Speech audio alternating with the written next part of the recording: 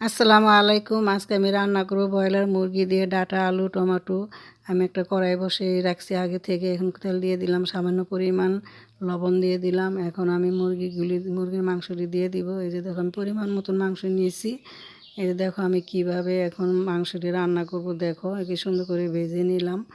এই যে দেখো মাংসটা ভাজা হয়ে গেছে। এখন আমি এই মাংসটি উঠাই নিব। আমি এই মাংসটি উঠাই নিলাম। এই তেলের ভিতরে আমি লং, এলাচি, দারচিনি, তেজপাতা দিয়ে দিলাম। এই যে দেখো এখন আমি এই যে এটি ভাজালাম। এখন পেঁয়াজ দিয়ে দিলাম, পরিমাণ মতন পেঁয়াজ দিয়ে দিলাম। আমি এটা বাদামি কালার করে ভেজে নিব। পেঁয়াজটা ভাজা হয়ে গেছে। আমি এখন 1 চামচ আদা বাটা দিয়ে দিলাম।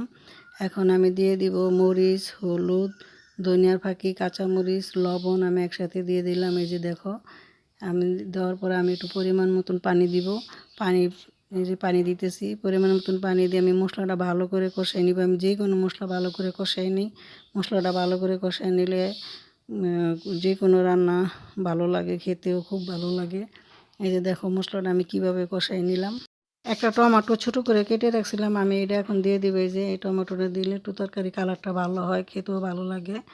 এখন এই যে আমি একসাথে কষাই নিব, টমেটো আর মাংস কষাইতেছি। একটু ভালো করে কষানোর পরে আমি দেখো ভালো করে মাংসটা কষাই নিলাম। আবারও আমি এখানে আলু আর ডাঁটা দিয়ে দিলাম। এটা দেওয়ার পরে ভালো করে মাংসটা আমি কষাবো। যে দেখো কি সুন্দর করে আমি কষাই নিতেছি।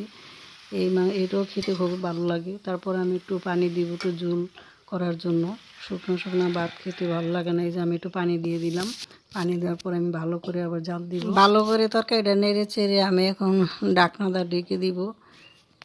এই যে দেখো সুন্দর হয়েছে ঝোলটা। এখন আমি ঢেকে দিলাম। ঢাকনাটা ঢেকে প্রায় হয়ে গেছে আমার তরকারিটা। এই যে দেখো তরকারিটা প্রায় হয়ে গেছে। আমি এখন ভালো করে আবার নাড়াচাড়া করলাম। আমি এখন একটু জিরার ফাঁকি দিয়ে দিব। এই যে আমি একটু 1 চামচ জিরার ফাঁকি দিয়ে দিলাম। জিরার ফাঁকি দিলে তরকারিটা ভালোই লাগে।